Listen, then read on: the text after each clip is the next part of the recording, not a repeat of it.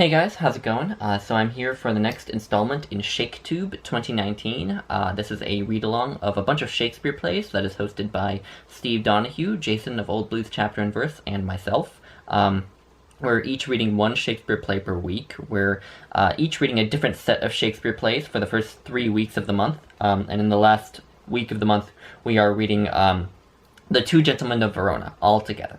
And this week, I am talking about Love's Labour's Lost, which is one of Shakespeare's middle comedies. It's one of his comedies that is really kind of obscure. Most people know the title of the play, and not much else about it. It really is not produced that often. There was one Kenneth Branagh film adaptation, but it's not the Kenneth Branagh film that anyone seems to talk about that often. And it's just generally not well known. And I think I know why that is, but I do think it's unfortunate because this really is, especially after the second reading, one of my absolute favorite Shakespeare plays. My favorite comedy, probably. And but it would be up there, possibly in the top like 5 of my top Shakespeare plays. So what this play is about. It takes place in the small kingdom of Navarre in Renaissance Europe. Navarre is sort of a little city-state in between France and Spain. And the King Ferdinand of Navarre, he's a young man, he's a young king, and he has his three buddies, Biron, who is kind of these four main male characters, he's kind of the most intelligent, the most self-aware, the most cynical, but the other two are Dumaine and Longueville, and at the beginning of this play, the king tells them all that they're going to take an oath. He kind of forces these three other men to take this oath with him, that each of them will swear off materialistic and hedonistic pleasures. They will not eat good food, they will only eat bland food, they will only sleep 3 hours a day, they will, swear off laziness, and most importantly, of course, they will swear off women and sex. And it's a Shakespearean comedy, and the reason that they're doing this is because basically they're going to hold to this oath for 3 years, and during these 3 years they're going to study, they're going to read, and teach themselves all sorts of stuff, and they're going to become these really learned men, and the Kingdom of Navarre is going to become a little academe, as the king pompously says, and it's going to become, world famous as a center of learning, and the king's name is going to live on forever for this reason, and they will be immortal in a sense. And of course, it's a Shakespearean comedy, so you can see where that's probably going. 4 women, of course, show up very quickly on the scene. The Princess of France comes to Navarre for negotiations, diplomatic negotiations, with her 3 ladies-in-waiting, Rosaline, Maria, and Catherine. And the men have just sworn that they will not allow any women into the palace, because they're not talking to women or having relations with women. So they force the women to stay out in the field outside of the castle. And they go forth to talk to them. They sort of, find a loophole in the oath so that they can go talk to them at least, to maintain diplomatic relations. And of course, they all fall in love at first sight. Each of the men is head over heels in love with one of the women. The king falls in love with the princess. Biron is head over heels for Rosaline. Longueville falls in love with Maria, and Dumaine falls in love with Catherine. Of course, for the rest of the play, the men try to hide the fact that they're in love from the other men. And of course, eventually the beans are spilled through the incompetence of a messenger who is told to take a note to one person and accidentally takes it to a different person. And hilarity ensues. But at the end of the play is surprisingly melancholy, because all the characters suddenly find out at the end of the play that the King of France is dead. He's died of sickness, and of course he's the Princess of France's father, and so she's about to go into mourning.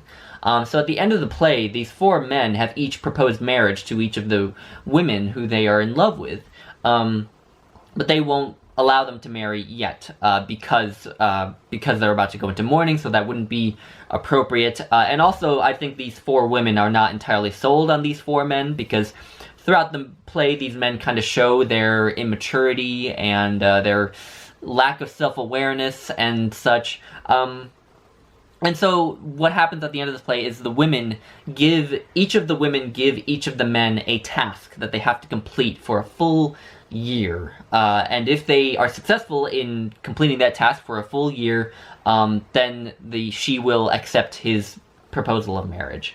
And Harold Bloom, in his chapter on this, seems kind of skeptical that the men would actually succeed at these tasks. And that kind of makes this interesting in the canon of Shakespeare comedies, because most of Shakespeare's comedies end with a sort of guarantee of marriage. It doesn't end with a wedding, but it does end with, an implied marriage that is about to happen or will happen. But this doesn't. This ends with sort of penance that these men have to complete for swearing off love earlier in the play. So that makes it very interesting among Shakespeare's comedies, and makes it the Essential Guide to Shakespeare actually says that some people know it as an anti-comedy. So anyway, that is sort of the main plot.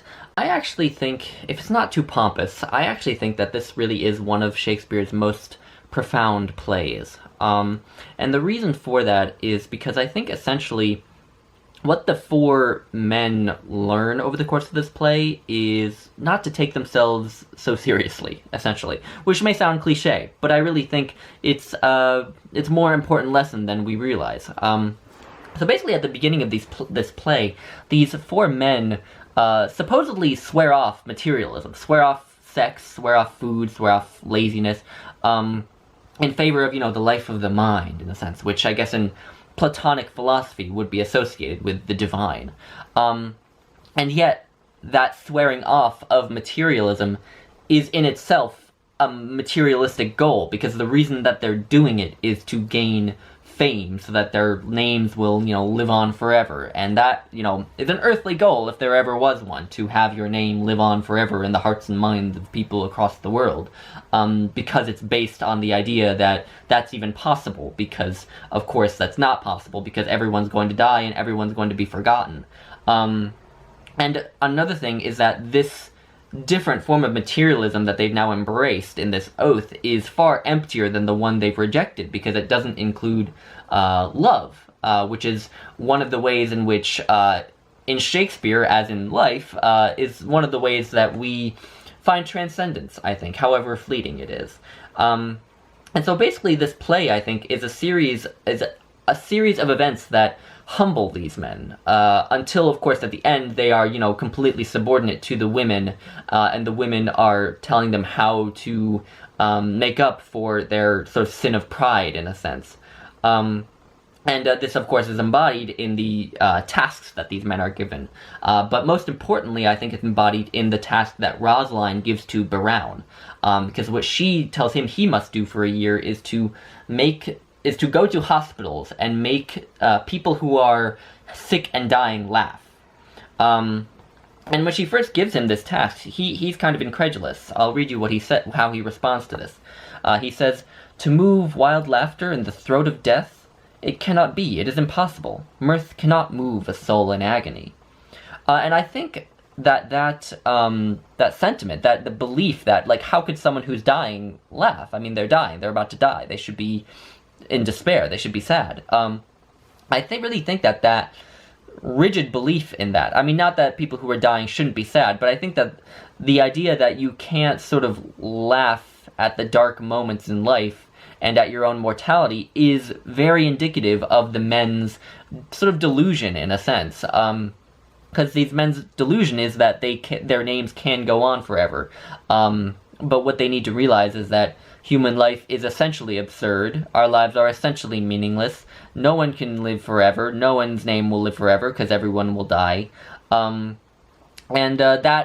once you realize that, it becomes much easier to laugh at yourself and at life, because you realize just how kind of hilarious human existence is.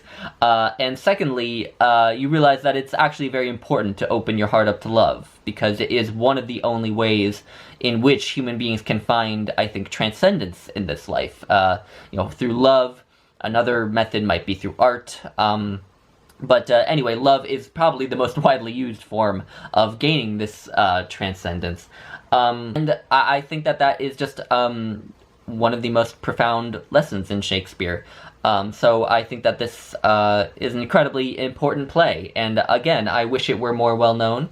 I would highly recommend that you read it. Do read it slowly, because the language is complex. It is beautiful, but it is also complex. The humor can be sometimes difficult to grasp because a lot of it is based on wordplay, which tends to not age well. But if you have an annotated edition like I have, then you can sort of get some of those jokes. And anyway, yeah, so I love Love's Labor's Lost. I would love to hear your thoughts if you have any, if you read it. Yeah, it will go down as one of my favorites. So anyway, I hope you are all having a good day. I hope you all have a good week, and I will talk to you in my next ShakeTube video. Bye, guys.